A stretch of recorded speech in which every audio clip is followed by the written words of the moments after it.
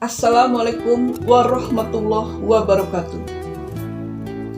Pernahkah Anda berbohong kemudian menyesal? Jika pernah, apakah yang lantas Anda lakukan? Kita pernah mendengar nasihat orang tua, sekali Anda berbohong, maka Anda harus mempersiapkan kebohongan-kebohongan berikutnya. Kebohongan adalah candu, apalagi kalau kebohongan itu mendapatkan pujian atau respon positif bagi yang mendengarnya. Pertanyaannya adalah, mengapa orang bisa berbohong? Ada suatu contoh di suatu pagi ada dua orang karyawan sedang berbincang. Karyawan A bicara begini, "Kamu sudah makan belum?" Karyawan B bilang, "Sudah," padahal belum. Karyawan A bilang, "Makan sama apa?" Karyawan B jawab, "Makan sama sop iga di warung depan." Karyawan A bicara lagi, "Besok aku titip ya." Karyawan B jawab, "Iya," padahal dia bingung karena dia berbohong. Kemudian karyawan A bicara lagi, "Tadinya saya mau ajak makan bareng, tetapi berhubung kamu sudah makan, nggak jadi." Sekarang karyawan B hilang kesempatan untuk makan gratis gara-gara berbohong. Kemudian dia juga bingung karena karyawan A pesan sop iga besok. Jadi kebohongan itu bisa berantai. Orang lain mungkin tidak akan tahu kalau kita bohong, tetapi dapatkah Anda hidup tenang dalam lubang kebohongan? Kalau udah sekali berbohong, biasanya akan diikuti oleh kebohongan-kebohongan lainnya. Ketika Anda berbohong, mungkin Anda akan melakukan salah satu alternatif berikut ini. Satu, Anda mengakui bila Anda berbohong dan Anda akan melakukan klarifikasi serta meminta maaf. Kemudian, alternatif yang kedua, Anda diam saja, dalam hati sudah sadar kalau bohong itu dosa dan berjanji untuk tidak melakukan lagi. Tidak perlulah untuk meminta maaf. Yang penting sudah berjanji pada diri sendiri untuk tidak bohong lagi. Kemudian alternatif yang ketiga adalah malulah kalau ketahuan bohong. Maka terciptalah kebohongan-kebohongan lain untuk menutupi kebohongan yang pertama. Kasus yang paling sering, bila orang itu kepepet, orang itu akan berbohong.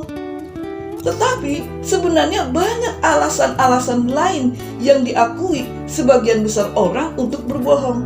Seperti misalnya, tidak mau menyakiti orang, kemudian mengendalikan situasi, hanya ingin mengambil keuntungan untuk diri sendiri. Padahal apapun alasannya, kebenaran adalah fakta yang paling baik untuk didengar. Lagi pula, ketika Anda harus berbohong, Anda harus menyiapkan kebohongan-kebohongan yang selanjutnya. Para ahli mengatakan, kebiasaan berbohong bergantung respon otak manusia. Jadi begini jika seseorang berbohong, maka bagian otak yang paling aktif dan bekerja ketika itu adalah ada yang namanya amigdala.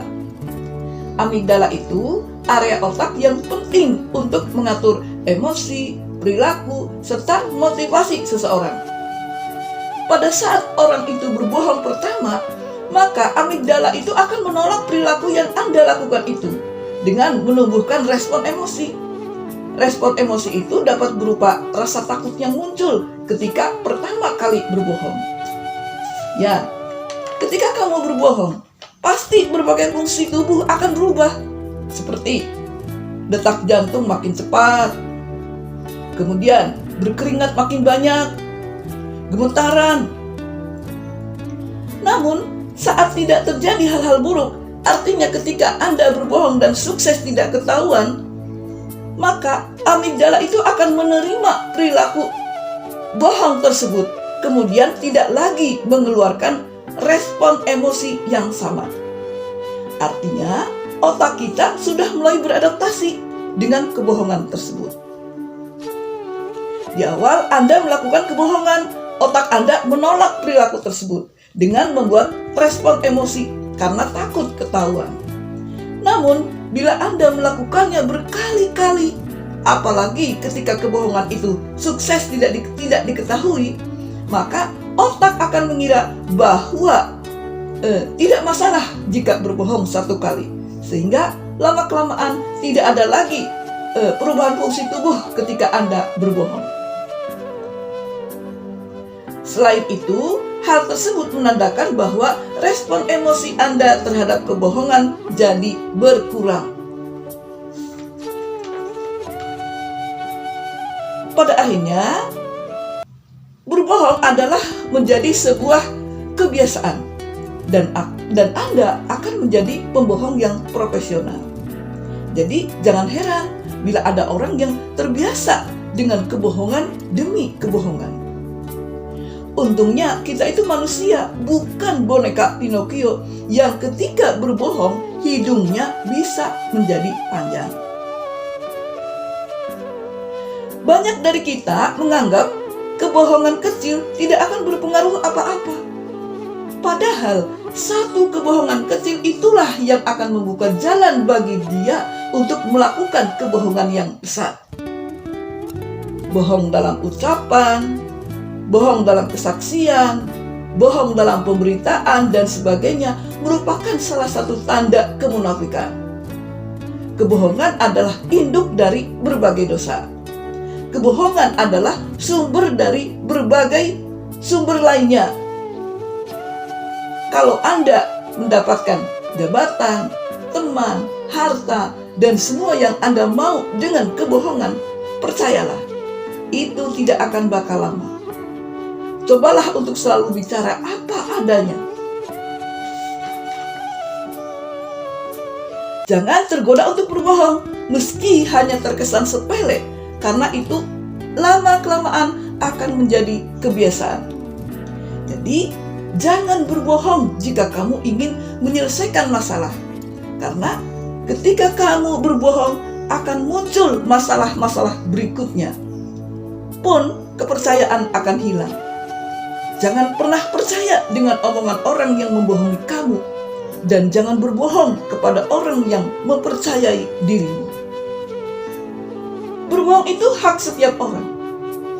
Tetapi kalau sudah tidak dipercaya lagi, atau kita itu dijauhi, ya itu udah resiko.